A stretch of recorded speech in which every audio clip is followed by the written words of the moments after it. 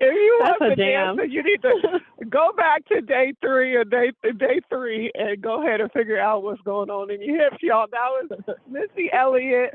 Oh my God. I could not think, it's funny when I was making the playlist. Hi y'all. This is Morgan Dixon. Walking outside in South Carolina. That's my friend Vanessa Garrison walking outside. I think. Are you still there? Yes, I'm here. Y'all, we be hitting the road, taking to the streets in order to be the leaders of the largest health movement for Black women called GirlTrek. 1 million strong, 7% of the total population is listening now. Y'all, I got some exciting news. First of all, let me just back up. Let me just slow down. How you doing, Vanessa?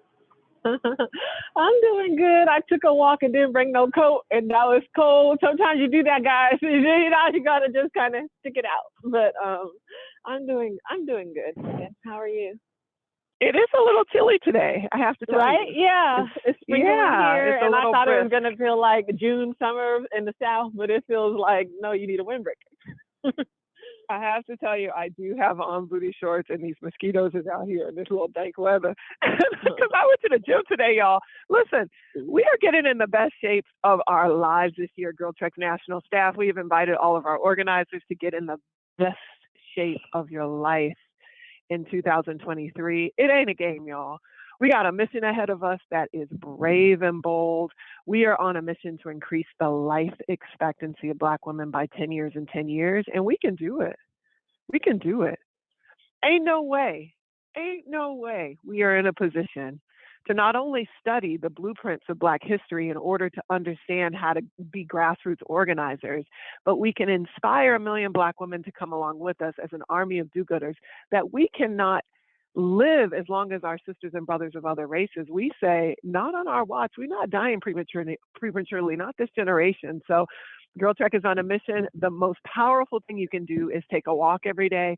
According to the CDC, walking just 30 minutes a day already increases your life expectancy by 5 years.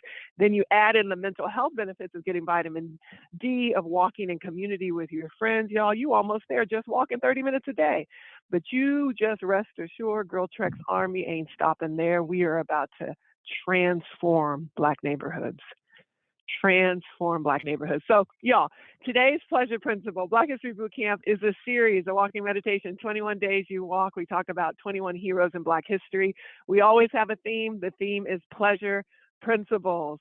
What is pleasing to our bodies? If we don't want to be welcome home in our body, we don't want to welcome nobody into our community. So I'm just saying we got to get back present. We got to get embodied so that we care. So what pleases you? What pleases your ears, your eyes, your mouth? What pleases your gut? What pleases you? That's what we're talking about these 21 days. We're so excited about it. Vanessa, girl, yeah. Today we talk about play hard. That's why I played Missy Elliott. Because I was Morgan, like, listen, I see this Black lady. Hold on. Morgan, I see this Black lady. I'm going to ask her a question. Hi, ma'am. Have you heard of GirlTrek? No. Oh, we're the largest health movement for Black women in the country, and we are GirlTrek, and we're reclaiming our neighborhoods, and we're doing a podcast called Black History Bootcamp. So please check us out at girltrek.org, blackhistorybootcamp.com. Okay, thank you. Hey, no worries, have a good one. She had on blue, so I thought she was GirlTrek. Every time I see a Black woman in blue, I'd be like, she might be GirlTrek. Like, I just be believing it. If everybody on this phone did it, we have 10,000 more people just today. If everybody did what you did, that was brilliant. And it was brave. And it was playful and fun. And that is the theme of today. How do we play hard? Listen, last year, we always got a theme with our staff. Shout out to our staff. We have 20 amazing Black women on our staff. We have 20 amazing Black women, plus we got some allies on our staff now too. And then we have hundreds of organizers over the years, and we have thousands of solo trekkers and crew leaders. And I mean, it's amazing. And the theme for this year is get in the best shape of your life. But the theme from last year, Vanessa, you loud, girl.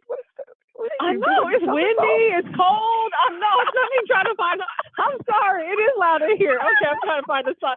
The wind and the weather, it feels like it must be a storm coming. I don't know. The storm coming, y'all. That's how it feels. So let me go on mute. Listen, like on the Color Purple, you got that twisted weather over there. It sounded like you was doing somersaults, but let me slow down. Y'all, I'm excited. I got so much to tell you, Vanessa. I intentionally did not call you last night because I got so much to tell you. And I don't know anything about Alice Coachman, so I'm excited about this conversation. I love learning about new people. Can you stop spoiling the... I just announced the lady that I'm building up to announce. I thought we sent an email with her picture, but I'm sorry. Okay. This is what I'm trying to tell you.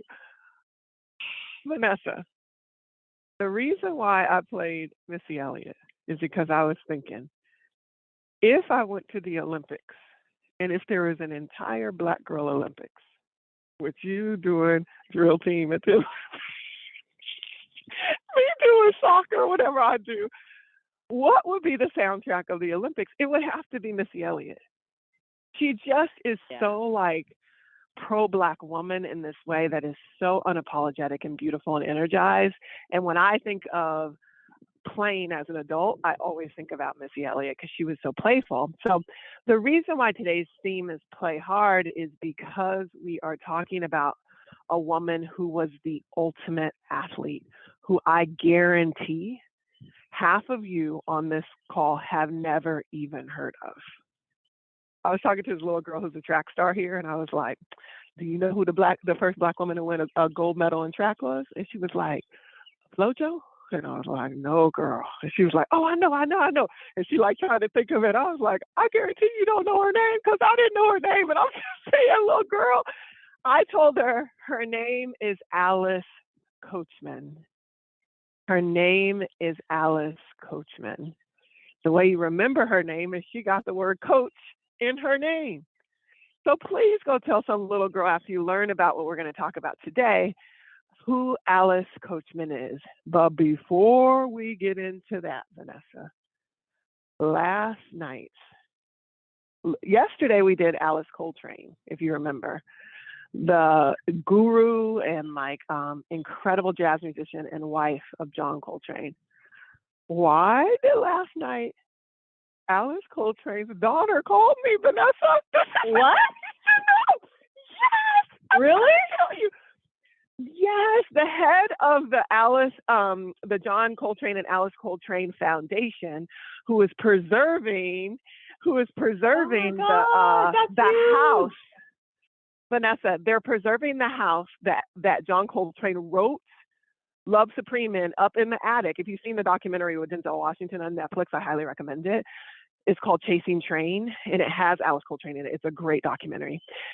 In that house on Long Island, where he had that spiritual experience with God and wrote a Love Supreme up in his office, and where Alice Coltrane wrote her 5 albums in her office downstairs, that house has been reclaimed, and the family is trying. They're raising $2 million.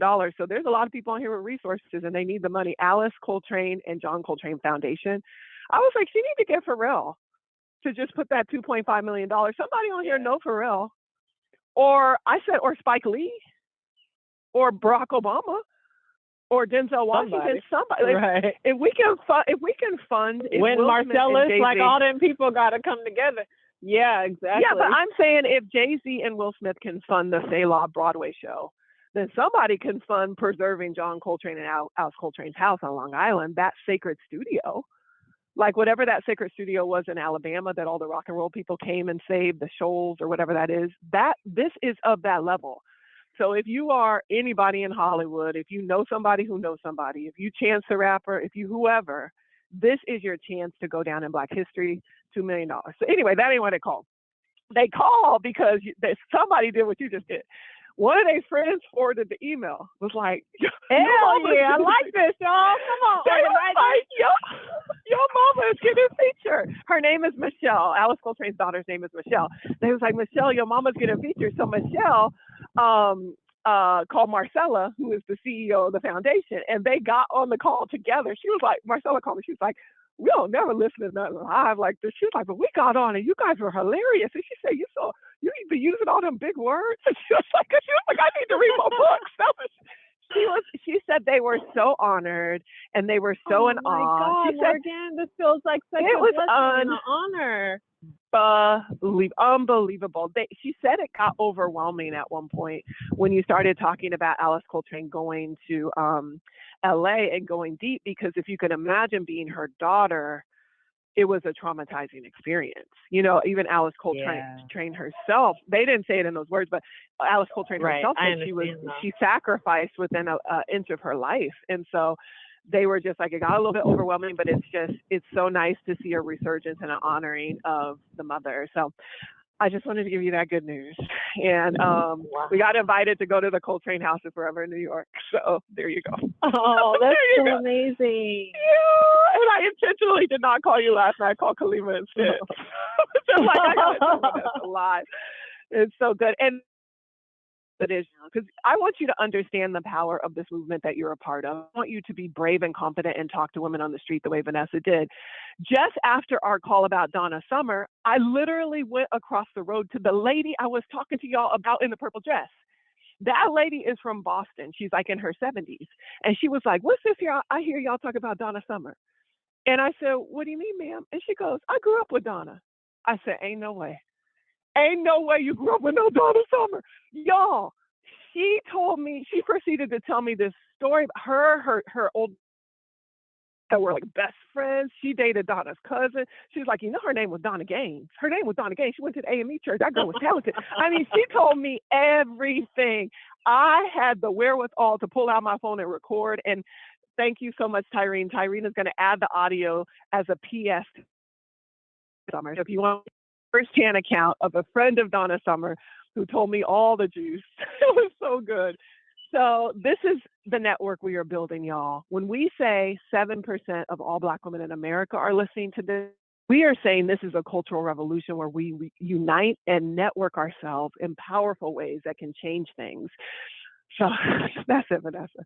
When I was talking to the Coltrane Empire, I was like, listen, GirlTrek can support y'all. I was like, is this just two of us who give $10 to the Coltrane House? I was like, we could pick a different Black historic site every single month to support, but we got to get our stuff reorganizing, y'all.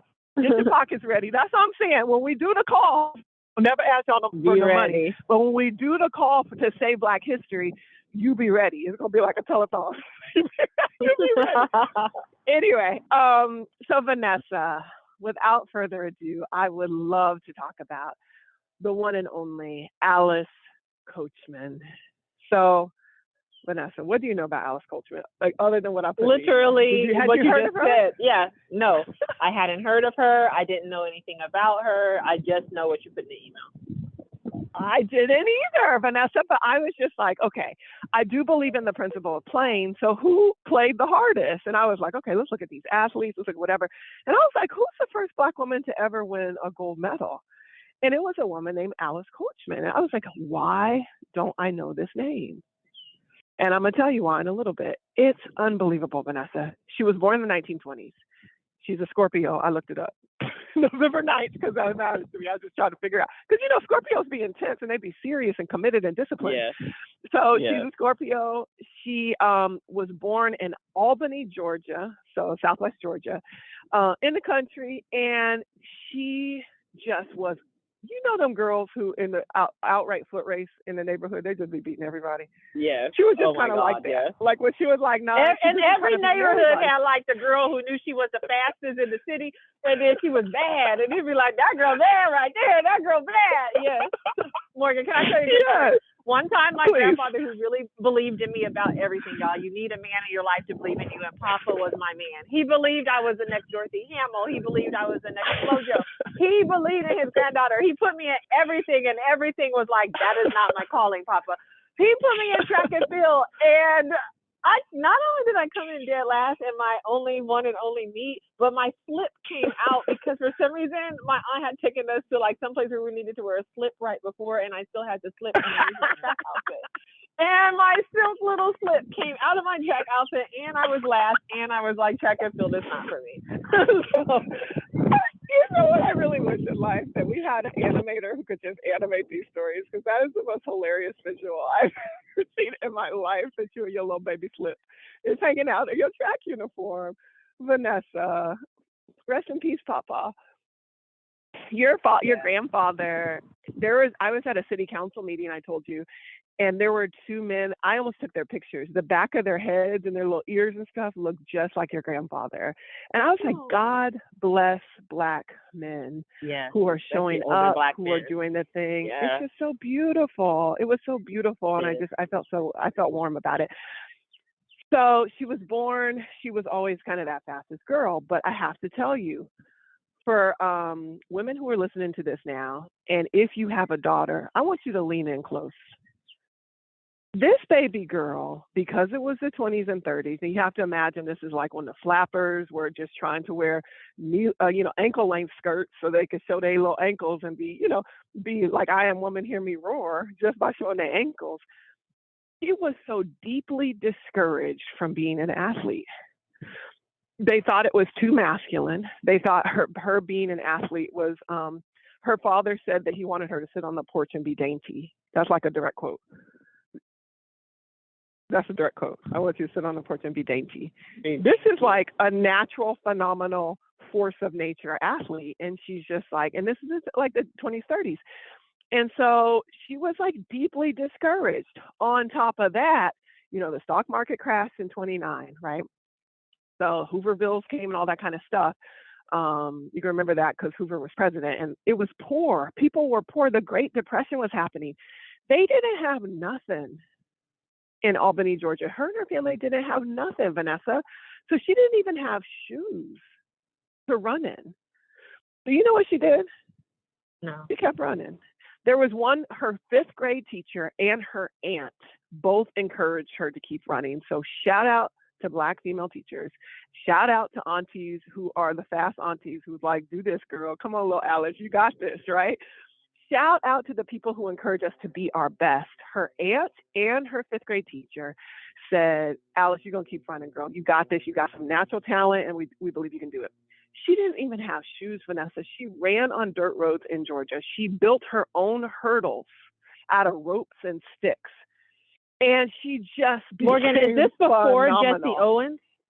This is around the same time as Jesse Owens. Okay. She was maybe 10 years after Jesse Owens, because Jesse Owens was in the 1938 Olympics or 1936 Olympics, right before World War II. Because remember, Hitler was there. Okay. And remember, it was like a big deal because Hitler was there. It was in Germany. It was in Berlin. Yeah. So she was the next Olympics after that, right? Because the Olympics didn't happen in 1940 or 1944 because World War II was happening and the world was not safe. So she was coming up right after Jesse Owens. So she's like maybe, 10 years younger than him. And so, but it's kind of all the same community, because what happened when she was 16, well, first of all, she just started smashing every record in high school, boys, girls, otherwise. She was just smashing every record. She was playing basketball. She was running track. She was doing the 50, the 100, and the 400, and playing basketball. So Tuskegee, the coach at Tuskegee, the boys basketball team coach at Tuskegee, he was like, who's this Alice? We said, we got to bring Alice. He brought her on a scholarship at 16 years old to Tuskegee. She went to Tuskegee. She played basketball. They won 3 national championships while she was on the basketball team. And she won 10 consecutive years from 16 to 26 in the high jump in the AAU national championship. She was a force, unstoppable, and she could have went to the Olympics in 1940. She could have went to the Olympics in 1944, but she ended up going to the 1948 Olympics because that was the first one they had after World War II. In fact, it was called the austere Olympics because it was broke. They didn't build no Olympic Village. They didn't do nothing. The whole world was broke from the war. I mean, just poor. It was in England. King George was there, and they didn't even have no housing for the Olympians or nothing like that. There were 3,000 Olympians, and America won the most gold medal, 300 gold medals. She was the only woman that year to win a gold medal, Black, white, otherwise, American. Of the 300 golds, she was the only woman to win a gold medal. Vanessa, she was the first Black woman in all of history to win a gold medal, Alice Coachman. And she did it doing the high jump.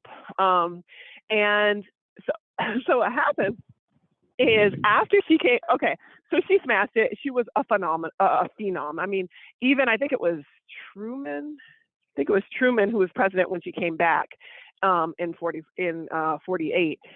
He greeted her when she came back. I mean, of course, it was still segregated, so she had to like enter into the building from the side door and do all this crazy stuff. But the president of the United States greeted her. That's how important she was. Count Basie, all these different jazz musicians were there. She was a phenom. There was a 175-mile motorcade welcoming her back to Albany, Georgia. 175 miles of people came cheering for her. 175 miles of people. How many cars is in 1 mile? It's about, what, 100 cars in 1 mile? 175 miles of cars and the president. And she became the first endorsed female athlete of all time. Coca-Cola endorsed her as an athlete. In the 40s, y'all. Alice Coachman. I'm telling you, when people tell you don't play, I want you to play. When people tell you, and we had a theme in GirlTrek last year that said that we don't want to perform anymore for anybody. We just want to play. As professionals, we refuse to perform for anybody else. We want to do what feels good. We want to do what is good. We want to do what makes our own hearts go pitter patter. And so we're not performing for nobody else. And that's who she was. Nobody was checking for her on those dirt roads. I read a report that said that one of the reasons she was so phenomenal is because it was so humid in Georgia that her cardiovascular, well, we know why she was superior, because she was superior, like stop acting like that. But also she was running in Georgia and her lung capacity was incredible because it was so humid and hot there. And then she had like such musculature from just running barefoot that like, sometimes when stuff is stacked up against you, Vanessa, it be your power. Yeah. It be your power. That's right. So that is the story of Alice Coachman. I just was so excited to share it with you today because I was like, ooh, I'm going to remember her. I'm going to share her out with everybody else. So one question I have for you, Vanessa, is when did you feel, first of all, were you an athlete? No. Refer back to previous story. I was not an athlete.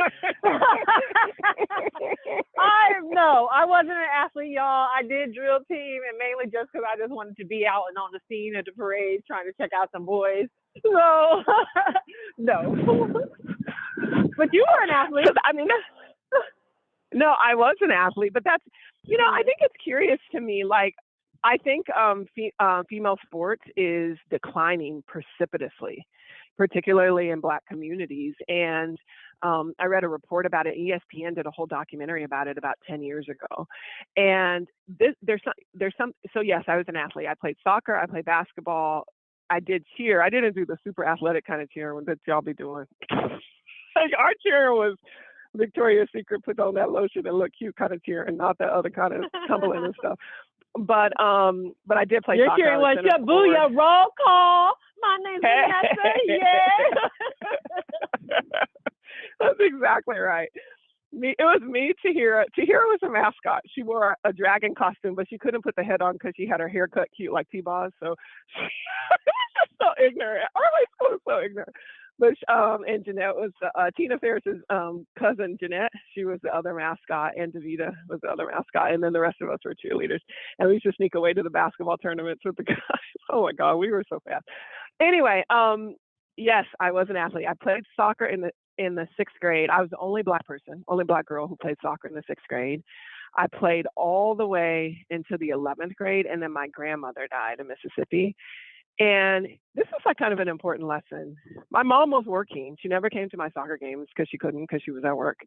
And I really needed somebody to advocate for me. And I got into an argument with my coach because I was like, I can't come to the game because I have to go to my grandma's funeral. And he was a jerk. And he was like, no, you have to come. This is like a title match and blah, blah, blah, blah. And you're center forward and blah, blah, blah, blah. So I just quit.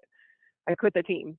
And it was crazy because I could have gotten a scholarship to college, but I just quit because I didn't know how to navigate that situation of disrespect from this grown man. And I didn't have any parents to, who had the leisure time to be able to advocate for me. And that happens so much. my brother felt like that too because my mom was working. My brother was like Michael Jordan, Kevin. He was so good at basketball, but like he couldn't get like the permission slips and the $80 for the bus trip and like all that kind of stuff. So he just was like, bump it. He dropped out and moved to Houston. And I just think that is so typical actually in our communities. So if you're out there listening and your kids want to do sports, let's find a way to do it. I read a startling statistic. Actually, I was at the Aspen Institute Fellows thing in San Antonio. I remember I went to that, and this black guy told me this startling statistic.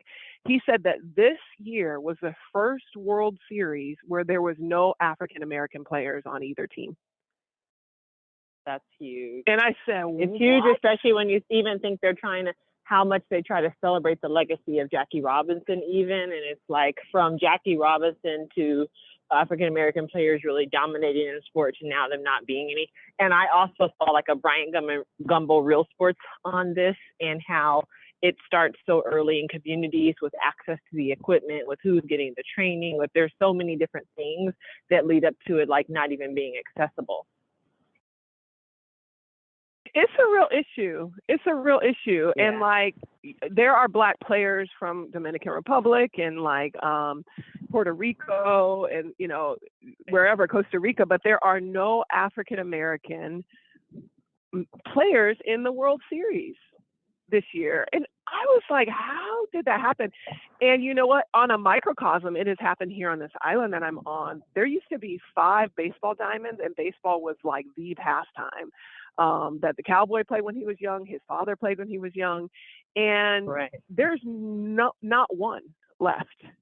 There's not one left. And part of it is infrastructure, you're right. But it also is leisure time that parents are working too hard to be able to be like sports parents. Like who has time? They're exhausted after work.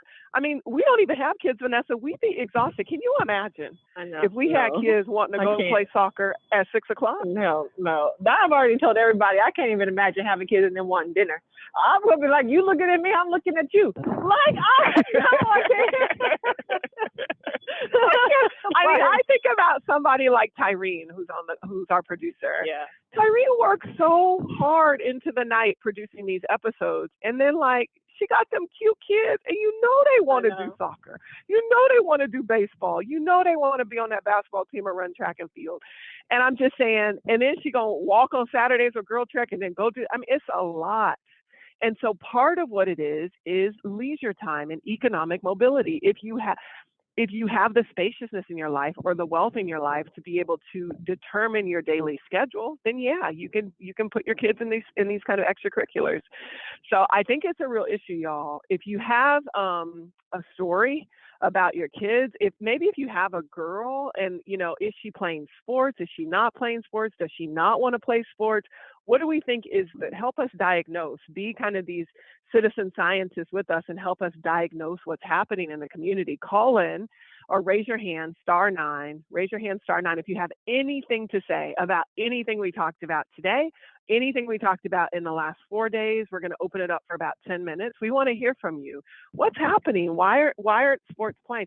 And then like, I feel like even like the non-formal sports, Vanessa, like the kickball, like setting up the volleyball net, like family reunions, all that kind of like play, none of that stuff I think is even prevalent anymore either. Part of it is technology, I think, and people just like big companies hiring the smartest brains out of MIT to figure out how to colonize your time, to figure out how to take as much of your attention and your children's attention. I mean, it is algorithms, it is like brain science and neurology.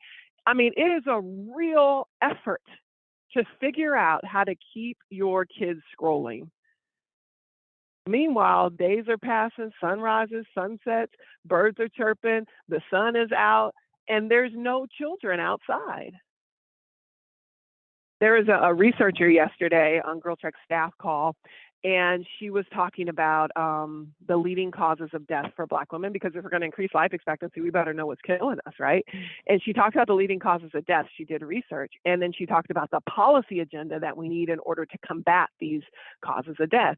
And the 2 causes of death Do you know what the leading two causes of death was, Vanessa? I think I do know, yes. I think it's heart disease and gun violence. Yes. Heart disease and gun violence. And heart disease, the kind of comorbidity for heart disease is called hypertension. And hypertension just means high blood pressure. High blood pressure comes from what? Just means stress, diet, and heartbreak, exhaustion, and heartache, trauma, and all the heartache that we are holding in there. Yes. So heartache and heartbreak and stress, and also diet, and also like the stressful environments that we live in, is the leading cause of death. And they call all of that heart disease. Black women are dying faster, younger, higher rates than any other group from heart disease. And that comes from high blood pressure, tension, stress, all of the things we just named, right? That's number one. But if you are under 19, the leading cause of death is violence, and particularly gun violence, and even more particularly intimate partner. Intimate partner, yeah, exactly. Killed by the people who we are holding space for, holding it down for, putting our lives on hold for. It is such a vicious cycle, Morgan. It is so vicious for Black women even to not know what love is, or to have experience and then step into situations where it's harmful to them, but define it as love because that's all we've ever known. It is so tragic and sad and deep. And it is a lack of alternative. It is a lack of this kind of social accountability. There's something to be said, Vanessa, if you didn't show up at drill team, they'd be like, I know you with that boy. Yeah. You understand what I mean? Like, and they would go find you because you was. Yeah. Yeah. I really was. But yes, you're right. And somebody would go find me. Find you. And then if you didn't show up on time or have your uniform together or have your this, there was like adults to gatekeep and check on you and to follow up and to make sure you had like some support systems in place. There is no feeling like getting out of a stressful day of school and then going and standing on that marching band field with the sun on you, that kind of discipline. I imagine the same thing with drill team. It is also a stress reducer. And so what we're talking about might seem like frivolous, play hard. No, we have to bring back leisure. We have to bring back spaciousness. We have to bring back play as if our lives depend on it. Because our girls need accountability, alternatives, sunlight, stress relief. They need it. So mothers out there, I know y'all got a lot on your to-do list. And I know put yourself on the top of the to-do list. I got it, self-care. But number 2 on your to-do list is let's save our daughters' lives. One of the things the researcher said is you can't increase life expectancy by saving people who are senior citizens. Because if you increase 1 year of their life, even 5 years of their life, that's 1 year or 5 years. But if you save the life of a 10-year-old or a 17-year-old from gun violence, you save 50 years to the life expectancy projected. 60, 70 years, because they're going to live to be 70 or 80. And so part of what we have to do is we have to put number 2 on our list, our daughters. So my call to action to every single person out there, you don't got to go through Pop Warner, although that's a good method. You could go through Pop Warner, you could go through one of the existing, but start a drill team, start a kickball league, start a volleyball something, go in the church parking lot and every single Saturday set up a volleyball net. And so, like, it does not have to be deep, or commit to you, your friend, your other friend, that you guys are going to sign your daughters up for camp this summer. And that while they are, out at volleyball camp, y'all gonna walk around the field and do your GirlTrek walk. This is what the revolution looks like. This is what healthy living and healthy communities look like. It's saying no to overtime. It's saying, you know what, I got enough. It's like, instead of going on this 4th and 5th cruise, I'm gonna make my vacation here in my home. I'm gonna make this community pleasant.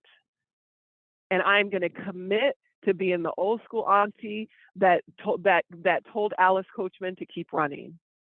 And I'm going to do that. And who brings back foot races in the neighborhood, and who creates the space, like my best memories growing up are just outside genuinely playing. Like we had a park down at the end of the street. We had bikes. We was out there. It was like, it felt like a whole universe that was outside of my house that was designed just for me. And it felt like you can discover something still.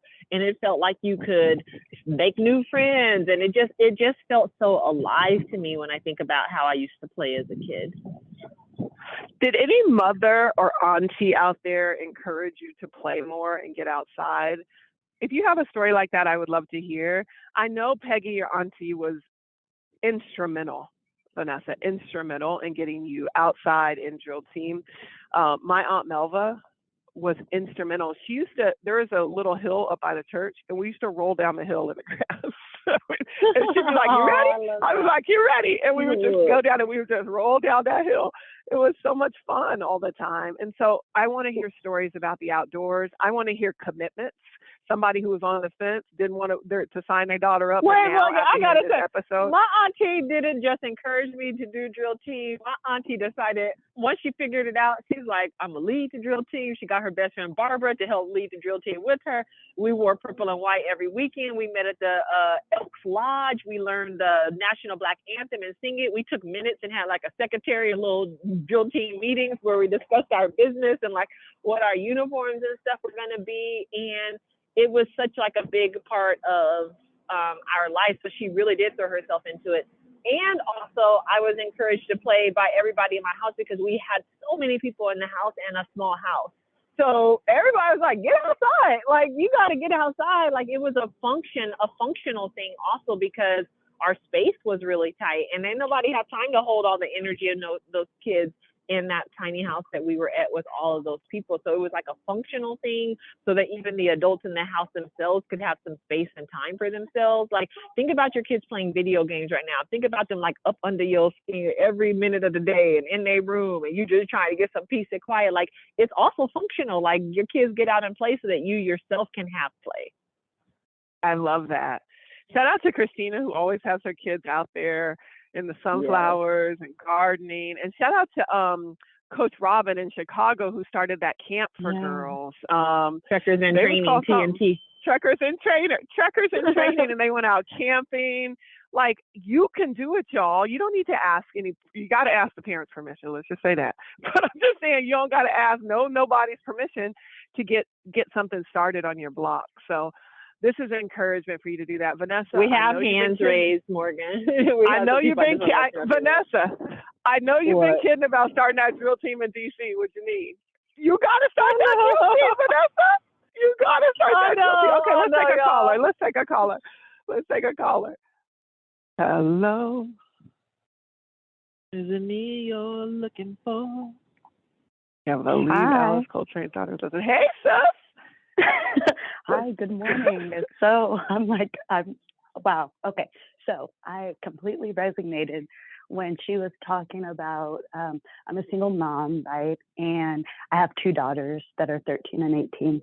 And since they were like 9 months, I put them in club sports, right? Club gymnastics, club soccer, just trying to let them figure out what they wanted to do in life and the confidence that created in my daughters, right? And we live in an area where it's 2% Black people, right?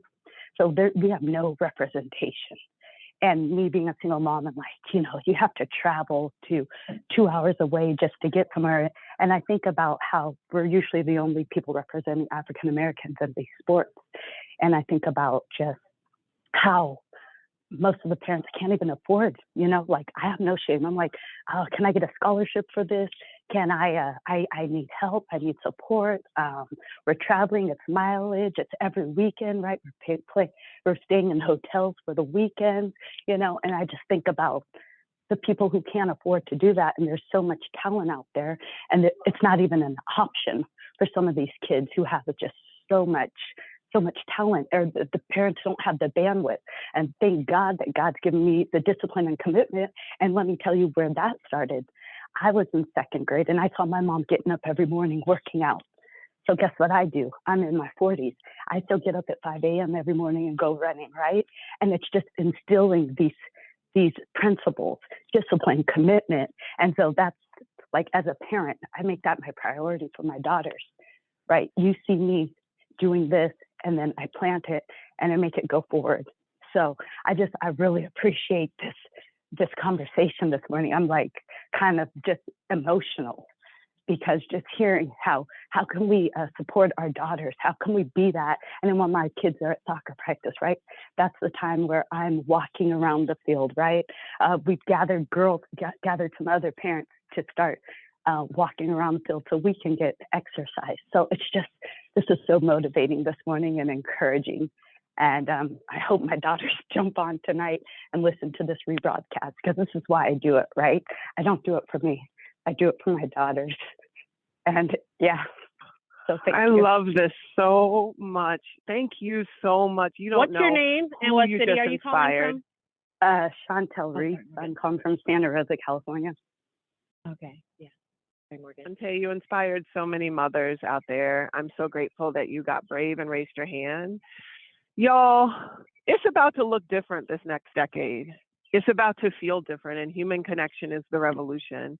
They can talk all they want about AI, but we are the I, we are the intelligence, and it's about to look and feel different. We're bringing back all of the things that brought us joy in our childhood, and we learn from women like Alice Coachman how to push through. Is there another caller?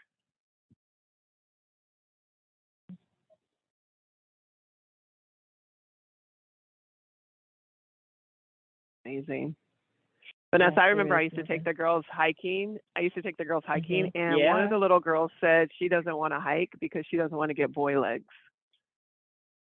I think that's super common. Yeah, I think that's super common. Boy legs? Muscles? Yep. I was just like, what do you mean, baby girl? She didn't want muscles.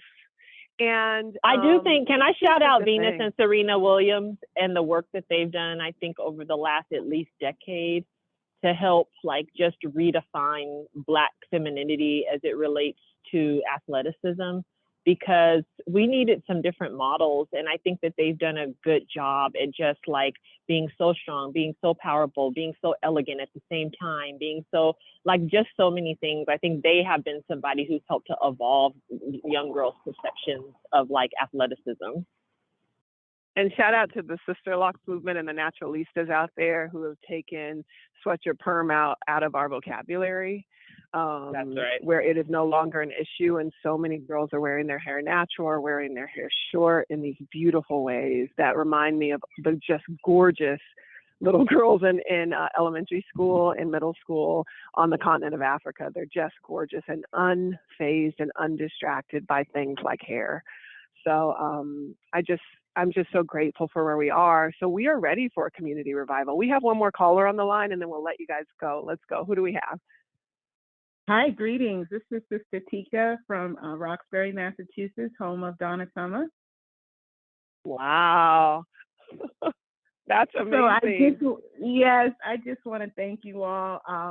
Really impressed with the segment, the episode, and also you sharing that you had met the sister from Boston, and she kind of gave you some schooling. And I too have just a quick story that my mother was a good high school friend with LaDonna Gaines. And so growing up, I listened in the household to a lot of her music, and a lot of the stories that I'm sure the sister shared with you are very true. And we love that she's getting so much attention. We just had a street renamed after her in the Mission Hill area of Roxbury, where she once lived. So kudos to you all. And again, thank you for talking about all these different ways in which we can build activities and exercise and just play within the lives of ourselves as adults, but as well as young women. I have two nieces that I've gotten into double dutching and swimming and meditation and yoga, and it just had such a great impact on them for this particular school year. And I'm hoping with one soon going off to college that she will bring that with her even out of state. So thank you again. I'm complete. Oh, that is amazing. Thank you so much. And thank you for bringing up Double Dutch. We have members of our community, a husband and wife team and they Double Dutch aerobics, and they train double Dutch aerobics instructors. You can get certified with them and lead double Dutch aerobics in your community. And they can teach anybody how to double Dutch in 1 minute flat. I've seen them on the news. I've seen them with celebrities. I've seen them with people, with everyday women at the GirlTrek stress protest. They are amazing. She was doing it when she was pregnant, when she had the baby on her back. I mean, it's unbelievable, y'all. So double Dutch aerobics, and then swimming. It is an epidemic how many Black children cannot swim.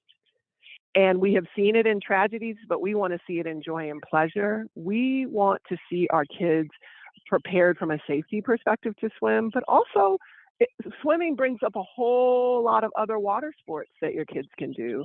From surfing, Black girls surf, shout out to them, to all kind of wakeboarding and just leisure stuff. So I'm super excited about the introduction of those two things. Vanessa, do you have any final words? Can I say something else? Yeah. The woman who just spoke, she brought up something that I want to share with everybody. One, if you haven't gone to girltrek.org to take the pledge, please do so that you can get our weekly emails, because they have calls to actions and the challenges in there. And you hopefully have seen us talking over the last 2 weeks about the welcome walks that GirlTrek wants to host across the country on Juneteenth weekend. We want to spread out and let Black women everywhere know that they are welcome, and that we want them to see us in our blue shirts. And one of the things Morgan, the content team, met this week, and one of the things that we're going to be doing on our social media, you'll start to see it roll out on Friday, is we are putting together a list of every street named after a Black woman, because we were like, for certain on Juneteenth weekend, if we're having welcome walks, those Donna Summer Street in Roxbury and SWV just had a street named after them in New York. And like, we was like, all of those streets at least have to have one woman there who is like, I'm going to claim this street named after a Black woman in my neighborhood on Saturday, June 17th on Juneteenth weekend, as part of GirlTrek's solidarity mission to make Black women feel welcome. So if there is a street named after a Black woman that's close by you, that's accessible to you in your neighborhood, we are asking you on Saturday, June 17th, to walk in that neighborhood and to let us know you're doing it. And we're asking women to wear blue in solidarity on that Saturday, even if you can't walk in a place in your own neighborhood. You might be out and about and have other plans and commitments, but it's going to be an opportunity for us to just demonstrate the sisterhood of this movement. I love those two ideas. Wear blue in solidarity, and find a street name of a woman and host a welcome walk there. Where do you go if you want to register your welcome walk so we can have 10,000 of them joints? Where do we go? You go to girltrek.org? Yes, you can go to girltrek.org, and you can click on the actual map, and then you'll be able to put your information in. Okay. Awesome, y'all. Well, the birds are chirping. I'm outside. I hope you outside. If not, get outside before the sun sets. They are playing. Get outside before the sun sets. We love you all. We will see you tomorrow. V, I hope you have a good time in North Carolina. Bye. Bye, everyone.